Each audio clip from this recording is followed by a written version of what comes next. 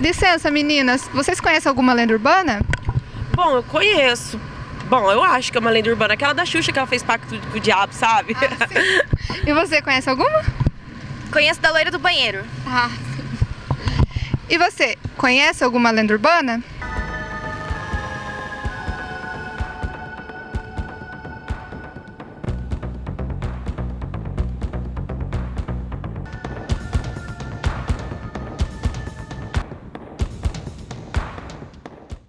Mula sem cabeça, boto cor-de-rosa, essas são lendas folclóricas e todos conhecem. Mas e a loira do banheiro, a casa mal-assombrada, a brincadeira do copo e do compasso? Você sabe o que são essas lendas? Lendas urbanas são histórias inventadas no imaginário popular e passadas de boca em boca. E com o avanço da internet, o repasse se tornou ainda mais fácil. Para conhecer melhor as lendas urbanas de Maringá, fomos até o patrimônio histórico da cidade para conversar com o historiador João Laércio.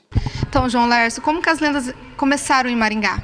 Olha, as lendas começam logo após da ocorrência do fato, do fenômeno, ou do evento a que ela se refere. Então, a gente diria que as lendas começam em Maringá desde a década de 50, que é quando são registradas as primeiras histórias que caminham por uma explicação extraordinária, algo fora do natural.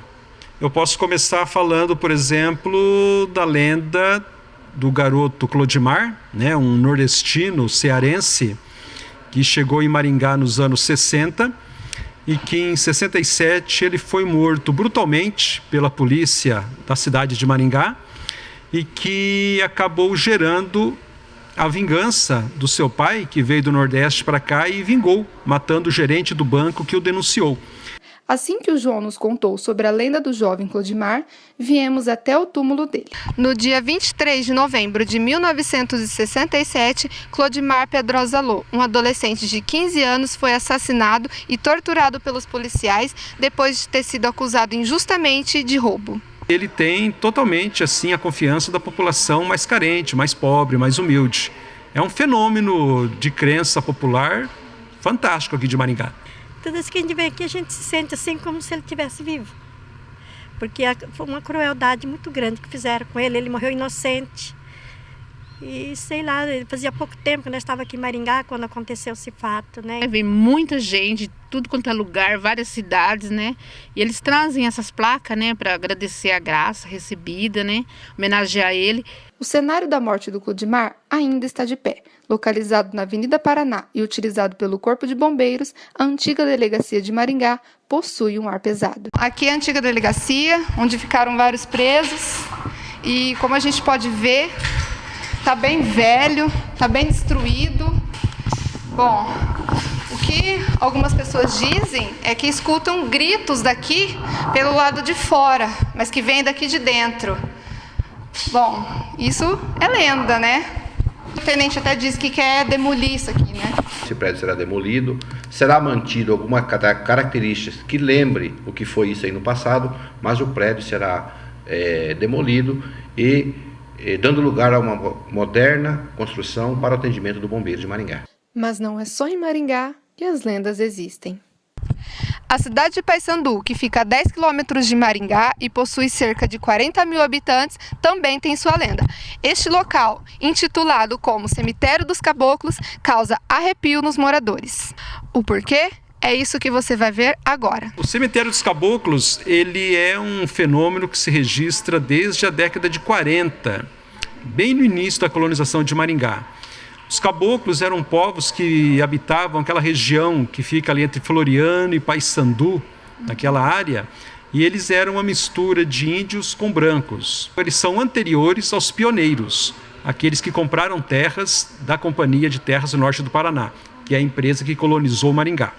Então, esses caboclos já estavam aqui pelo menos uns 20 anos antes, E eles tinham um cemitério, onde eles enterravam os seus pares, os seus, digamos assim, parentes, pessoas ligadas à comunidade cabocla. Então, aquela é uma região também muito povoada por histórias, por aparições. Alguns dizem que vê assombrações, que vê algumas coisas, digamos assim, fantasmas, ectoplasmas. Então, também é uma região cercada de histórias sobrenaturais.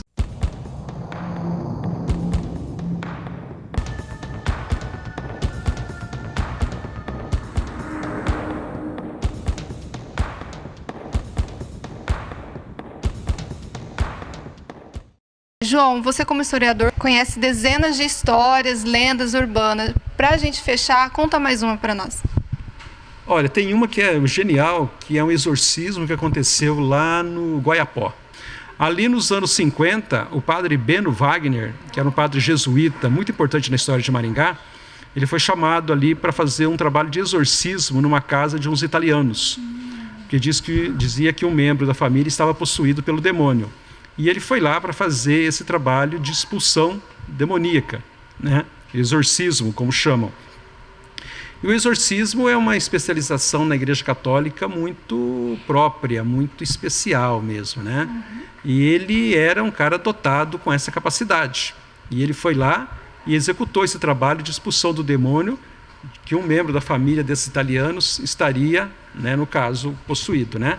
E ele fez esse trabalho, voltou, né, para a sua igreja, no caso, na época que era a Igreja São José, lá na Vila Operária. Dali umas 2 semanas chamaram ele de volta. E ele retornou para dar uma segunda demão, digamos assim, né?